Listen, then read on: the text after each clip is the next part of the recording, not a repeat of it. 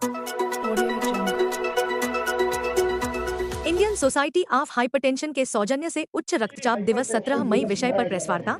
जैसा कि अमूमन देखा जाता है कि आज का हर इंसान, हर आदमी किसी न किसी रूप में किसी न किसी तनाव का शिकार है।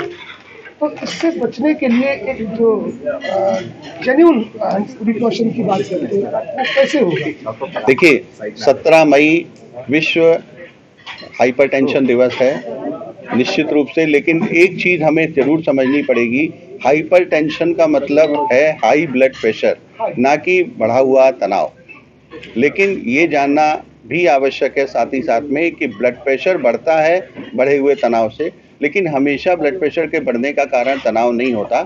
तमाम सारे दूसरे कारण भी होते हैं, मेटाबॉलिक कारण भी होते हैं, अधिक मोटापा भी उसका एक कारण होता है, अधिक नमक और डिब्बाबंद भोजन का सेवन भी उसका एक कारण होता है, चिकनाई का अधिक सेवन भी उसका कारण होता है। तो ये सारे कारण हाई ब्लड प्रेशर के होते हैं और हाई ब्लड प्रेशर को कम करने के लिए ही विश्व हाइपरटेंशन दिवस मनाया जाता है, जिससे कि लोगों को अलर्ट किया जा सके कि वो अपना ब्लड प्रेशर नापें और यदि ये 130/80 के ऊपर है तो उसको 130/80 के नीचे लाने का प्रयास करें।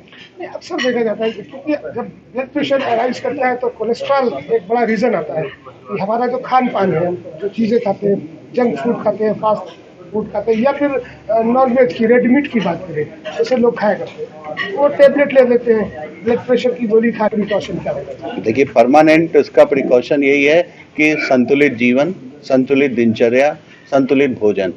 कोई भी चीज़ अगर आप अधिक मात्रा में खाएंगे, अगर आप कहें कि हम रेड मीट खाएं और फिर उसके बाद स्टैटिन खाएं, तो वो कोई उसका उपाय नहीं है, क्योंकि एक तरफ हम बीमारी डालने वाली चीज़ें डालें, दूसरी तरफ उसको कम करने वाली चीज़ें डालें, तो उसका हमारे ऊपर कोई बेनिफिट मिलेगा इस बात की संभावना बहुत कम है और नुकसान भी होने के चांसेस है। जैसे डायबिटीज़ का पेशेंट होता है, अगर वो कहे कि डॉक्टर साहब दवाई तो मैं खा ही रहा हूँ, इंसुलिन तो मैं लगा ही रहा हूँ, तो मैं चीनी खाता हूँ, मुझे चीनी खाने की से आप क्यों रोकते हैं? लेकिन फिर भी हम लोग चीनी खाने से रोकते हैं। अगर वो इंसुलिन लगा रहा है या गोली खा रहा है तभी भी हम कहते हैं भाई परहेज करना है, क्योंकि जितनी कम से कम दवाई की आवश्यकता पड़ेगी वही चीज़ यहाँ भी लागू होती है। अगर आप कोलेस्ट्रॉल का सेवन कर रहे हैं और अधिक मात्रा में कर रहे हैं, जितना रिकमेंडेड है, यानी 30% भोजन का टोटल दिन भर की कैलोरी का वसा से आ सकता है, जिसमें रेड मीट, यानी अगर आप इसकी बात करते हैं सैचुरेटेड फैट की, सैचुरेटेड फैट का कंपोनेंट केवल 7% तक रिकमेंडेड है, टोटल कैलोरी का केवल 7%। अगर आप उससे ज़्यादा ले रहे हैं तो निश्चित रूप से आप अपनी आवश्यकता से अधिक ले रहे हैं और उसके दुष्परिणाम आपको भुगतने पड़ेंगे। स्टैटिन लेने भर से खाली उसका दुष्परिणाम ना भुगतना पड़े, इस बात की संभावना बहुत कम है। समय समय पर डॉक्टरों को प्रशिक्षण देने के लिए कार्यक्रम करते हैं, लगातार कंटिन्यूअस सीएमई करते हैं। हम लोग जनता के बीच में जाकर के ब्लड प्रेशर को के बारे में बताते हैं और ब्लड प्रेशर के नापने की सही विधि के विषय में लोगों को जागरूक कर रहे हैं। पूरे भारतवर्ष में इस प्रकार के कम से कम 150 कार्यक्रम किए गए हैं, जिनमें हमने डॉक्टरों को ब्लड प्रेशर नापने के सही तरीके के विषय में बताया। अगर आपको ध्यान हो, जब मैं डॉक्टर साहब नहीं आए थे, मैं बात कर रहा था, तो मैंने यही कहा था ब्लड प्रेशर का नापना तरीका बहुत इम्पोर्टेंट है, क्योंकि अगर एक रीडिंग कोई ले लेता है और उसके आधार पर अपने को डिक्लेयर कर देता है हाइपरटेंसिव, ऐसा बहुत बार होता है, जो कि सही नहीं है।